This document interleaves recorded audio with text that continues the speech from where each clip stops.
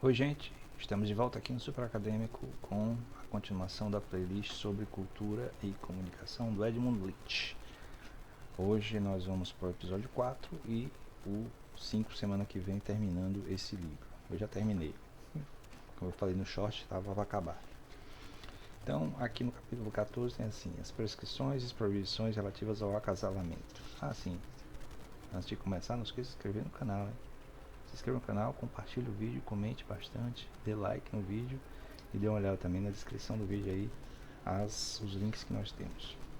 Então, a ideia é que, continuando na questão dos sentidos, significados dos elementos simbólicos presentes na cultura, ele vai falar sobre as restrições, proibições e restrições e prescrições relativas ao casamento, né? Casamento é coisa mais de animal, né?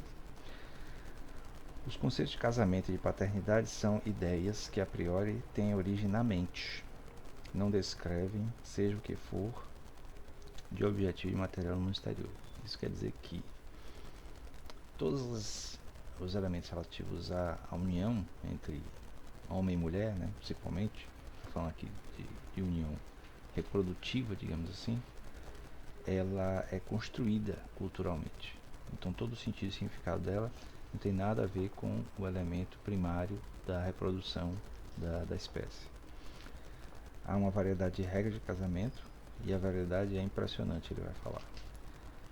Justamente porque há uma variedade de elementos culturais que dão sentido e significado ao ato do casamento, à união parental entre um homem e uma mulher, normalmente de famílias, né, clãs, tribos diferentes.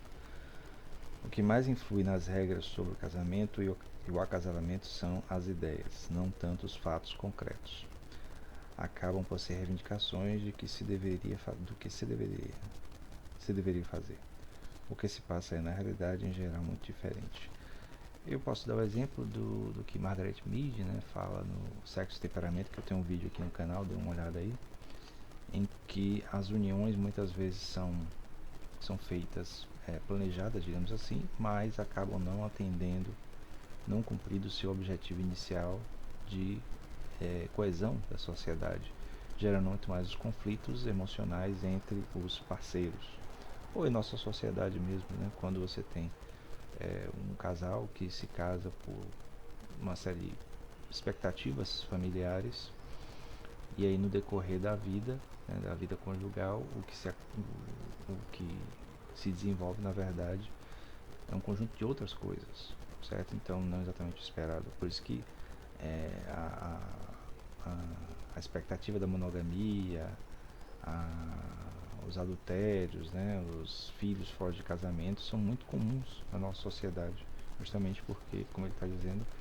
a expectativa idealizada não é atingida diante da realidade factual. No capítulo 15 ele vai falar de lógica e mitológica. Ele pega a palavra mito e junta com lógica. Eu vi nesse capítulo um paralelo entre o outro livro que a gente está apresentando aqui no canal, que é o História da Filosofia Cristã. Aqui, ó, que aí na sexta-feira vocês podem ver a playlist sobre a continuação da playlist sobre História da Filosofia Cristã. Porque as narrativas muitas vezes sobre a divindade no cristianismo, inclusive ele cita, inclusive o penúltimo capítulo, né, quase antes da conclusão, ele vai fazer um paralelo entre todas as narrativas simbólicas de construção de sentido comparado com a narrativa cristã católica, né?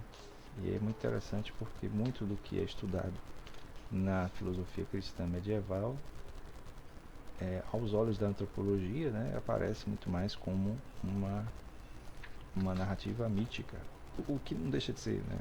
É só que como ela é hegemônica, no sentido de que em nossa sociedade ainda se vê tal narrativa como realidade, como metonímia, como ele disse, e não como metáfora, aí acaba sendo mal visto, né? Como sendo, qual seria a palavra?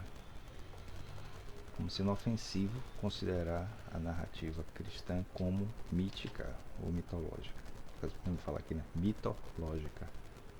Ela não segue uma lógica, né? Uma lógica racional, ela segue uma lógica própria, que é baseada no mito. Depois vai falar sobre cosmologia essencial, não sei se eu fiz um destaque aqui. Fiz. O sexo continua a ser um mal necessário, reconhece ao santo a potência sexual, mas ao ter de enfrentar a corrupção, permanece nele o ascetismo. Ele vai falar sobre como a sexualidade muitas vezes é vista como algo a ser superado em muitas culturas. E aquele que supera os desejos, né, os impulsos sexuais, acaba se tornando uma figura purificada, digamos assim. Ele chega a mencionar também a questão do relacionamento de Jesus com as duas Marias, né? Em termos mitológicos, Maria, a sem pecado, e Maria pecadora são a mesma pessoa, como se fossem polos opostos.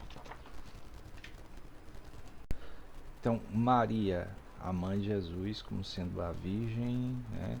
Aquela que concebeu sem pecado e tal, e Maria Madalena como sendo aquela que anda ao lado de Deus, que foi prostituta e se converteu para caminhar junto com Jesus. Então, haveria aí, metaforicamente, o mesmo sentido de pureza, né, e imundície, ele usa a palavra imundície, para refletir sobre como essas duas figuras femininas andariam lado a lado, né, da divindade.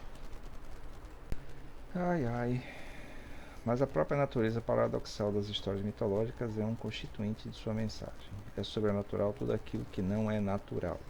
Certo? Então, a narrativa mítica ou mitológica ela tem esse aspecto sobrenatural justamente para chamar a atenção de algum aspecto da metáfora que ela quer passar. Esta díade binária é representada pela prática religiosa, como não podia deixar de ser, sob a forma de contrastes. Por exemplo, cabeça raspada, cabelo comprido. Eunuco castrado, campeão sexual. Então, essas figuras opostas, digamos assim, representariam os elementos de transição, tanto que depois ele vai chamar a atenção sobre os ritos de passagem. Sobre a questão dos casamentos ainda, né? É uma dificuldade, inclusive, interpretar os processos de parentesco nas diversas culturas por causa das uniões unilineares relacionadas com a endogamia e a exogamia.